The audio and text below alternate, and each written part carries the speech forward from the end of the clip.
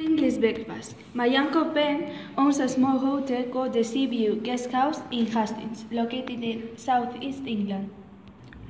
People come from everywhere to stay here. It's a good place if you want to see this beautiful song. His brother is Ralph, who is a local butcher and he has got a shop. I provide all the meat for the guest house. My sausages are the best in England. They are made in all kinds of different ways and flavors to please all types of tastes. Ben always persuades guests to have his full English breakfast, as it includes bacon, eggs, mushrooms, tomatoes, toast, and of course, the famous sausages. Everyone try except Mr. Dan. Don't worry, Ralph. I will make sure he eats your sausages before he leaves here. Just wait. It can't be that. Mr. Dan was vegetarian. You've had vegetarians at the guest house before, and nobody was ever tasted my sausages and not wanted another. I cannot let anyone refuse, not if I can help it. Mr. Dan was tall and thin, and his hair was grey as iron. His nose was big and made him look a wild, hungry eagle. His eyes were deep and his head and his teeth were long and yellow.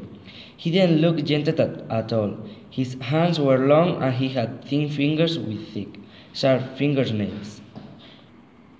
Mr. Dan is going to stay for 3 weeks. My uncle had to buy stuff, soya milk, just for him. Claire always had breakfast at the guest house every Saturday morning, and this Saturday Ben wants Claire to talk Mr. Dan. You see, you can find about him, Claire. I want to see him eating a nice sausage, not that soya rubbish.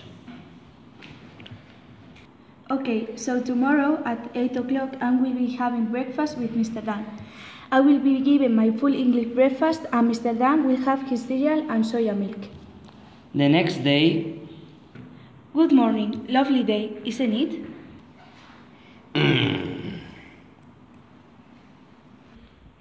Have you tried these sausages? They are really delicious. I don't eat meat anymore. You used to eat them? I was told I had to give it up. For health reasons? Oh, yes, my health, and others too. Surely, just one sausage wouldn't hurt you. They are really good. Mr. Dan said nothing, but the look he gave her was enough to make her sit up. For health reasons, Ralph's sausages would be really good for anybody's health. You say he used to eat meat. I just have to think a plan. On the Monday of the second week... So that's what he told me, Claire. He's resting after an illness and he has to be careful with his diet. A few days later... He's agreed to try a sausage. Really? Well, he said he might try a vegetarian sausage. So is Uncle Ralph going to make some? Well, that's what I told Mr. Dan. I said they would be ready on Saturday. Of course, Ben was lying about the sausage. Ralph had never made vegetarian sausage in his life, and he wasn't going to start now. The next Saturday, Claire, as always, arrived early and sat down with Mr. Dan. Her uncle came quickly with their full English breakfast, with vegetarian sausage, of course. Sausages were meat sausage, as usual, but they didn't tell him. Mr. Dan looked even more bad-tempered than usual. Amazing, so tasty. And are they completely vegetarian? Ben says they are all soya and herbs. Mr. Dan cut a small piece and put it on his mouth, chewed it for a few seconds and smiled. Suddenly, Mr. Dan made a horrible sound. He stood up and held his throat tightly. One moment he was Mr. Dan, the next moment he was bigger, grayer and heavier. His ears grayened and his face got bigger. He cried out just like a wolf. Then he jumped across the table and straight through the window.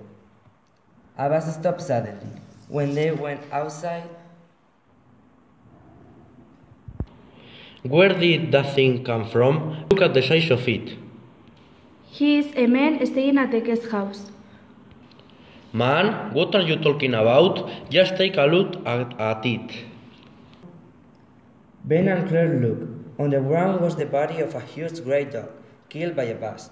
It was bigger than anybody they have ever seen. That was a wolf. Suddenly, Mr. Dunn woke up dazed and tried to get calm due to he was accelerating. He thought it was real, but it was only a nightmare.